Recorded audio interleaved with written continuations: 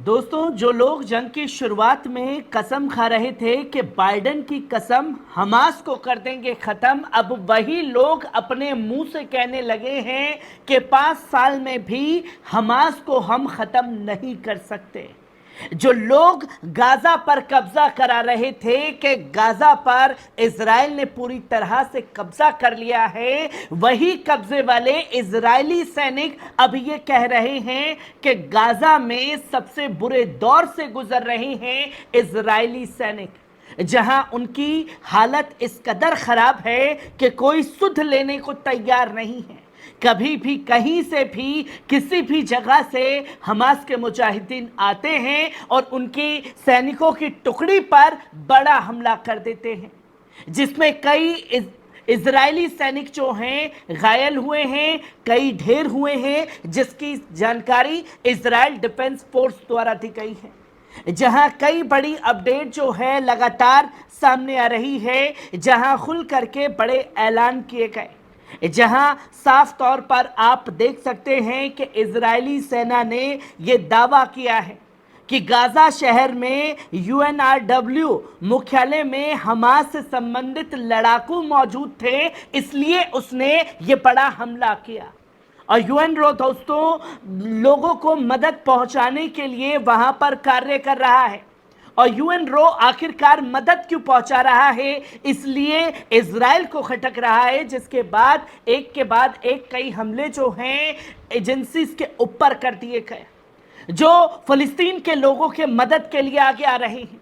और अब सवाल उन लोगों से है जिन्होंने इस पूरे जंग में अपनी आंखों पर पट्टी बांध ली है, जहां साफ तौर पर यह देखा जा रहा था कि तमाम बड़े बड़े संगठन बना रखे हैं, चाहे आप यूनाइटेड नेशन की बात करें, चाहे आप OIC की बात करें, अरब लीग की बात करें, और कई बड़े संगठन हैं, इंटरनेशनल कोर्ट है। इन तमाम संगठनों ने अपनी आंख पर पट्टी बांध रखी है इजराइल जो नरसंहार गाजा के अंदर कर रहा है, क्योंकि हमने साफ तौर पर देखा कि इंटरनेशनल कोर्ट द्वारा यह कहा गया कि आपके पास 1 महीने का समय है, 1 महीने में आप जो चीजें हैं जंग की वो खत्म करें। पर अल्टीमेटम दिए हुए भी 1 महीने से ज्यादा का समय हो चुका है, और जब ये अल्टीमेटम दिया गया तो इजराइल रफा पर हमला करने वाला था, और अब 70% से ज्यादा रफा को पूरी तरीके से जमींदोज करने का काम किया गया आसमानी हमले में। अब कहां मर गया है इंटरनेशनल कोर्ट, जो कोई कड़े कानून इजराइल के खिलाफ नहीं बना पा रहा? और कहां है पश्चिम देश जो बड़ी बड़ी दलीलें देते हुए थकते हैं कि हम इंसानियत के साथ खड़े हैं? यहां इंसानियत का कत्लेआम हो रहा है, तमाम संगठनों ने चुप्पी साध रखी है, जिसकी तस्वीर लोगों के सामने आ रही है। वहीं आप साफ तौर पर देख सकते हैं इंटरनेशनल मीडिया द्वारा यह बताया जा रहा है कि Israeli occupation force officer critical, उनकी हालत जो है गाजा के अंदर पूरी तरह से खराब है। जहां यह बताया गया, इजरायली कब्जे वाली सेना ने सोमवार को कहा कि 7वीं सार गोलानी ब्रिगेड की 82वीं बटालियन के ऊपर गंभीर हमले हुए हैं, जिसमें गंभीर रूप से कई बड़े अधिकारी घायल हुए हैं, जिनकी हालत नाजुक है।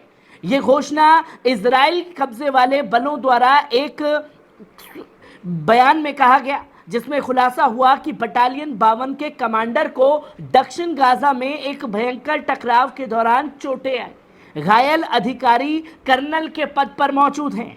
इसके अतिरिक्त इजराइल ऑक्यूपेशन फोर्स ने बटालियन 601 ने एक इंजीनियर यूनिट अधिकारी की मौत को स्वीकार किया, जो दक्षिण गाजा में लड़ाई के दौरान मारा गया है।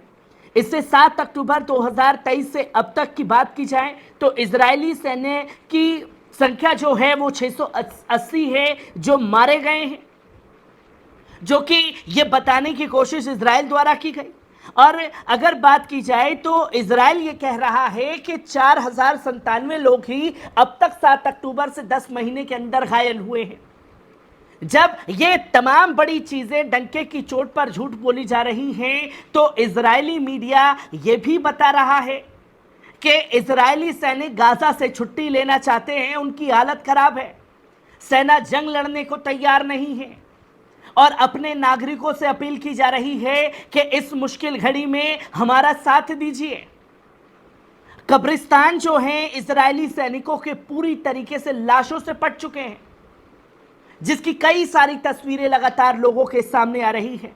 वहीं साफ तौर पर यह भी बताया जा रहा है कि इजरायली कब्जे ने रेखांकित किया है कि गाजा पट्टी में सैन्य अभियानों को फिर से शुरू करने का विकल्प तब तक बरकरार रखता है जब तक पट्टी पर उसके हमले सभी निर्धारित लक्ष्य हासिल नहीं कर लेते।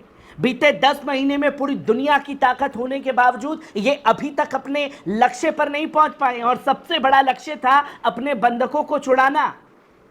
और नेतन्याहू के कार्यकाल ने यह इस बात पर जोर दिया कि कोई भी समझौता इजरायली कब्जे वाले अपने सैन्य प्रयासों को जारी रखने की अनुमति देगा जब तक कि गाजा पट्टी पर युद्ध के पूर्ण उद्देश्यों को पूरा नहीं कर लिया जाता। बयान में यह भी कहा गया है कि प्रधानमंत्री उन सिद्धांतों पर जोर दे रहे हैं जिस पर इजराइल पहले ही सहमत हो चुका है। कोई भी समझौता इजराइल को युद्ध फिर से शुरू करने की अनुमति देगा जब तक कि युद्ध के सभी उद्देश्य प्राप्त नहीं कर लिए जाते।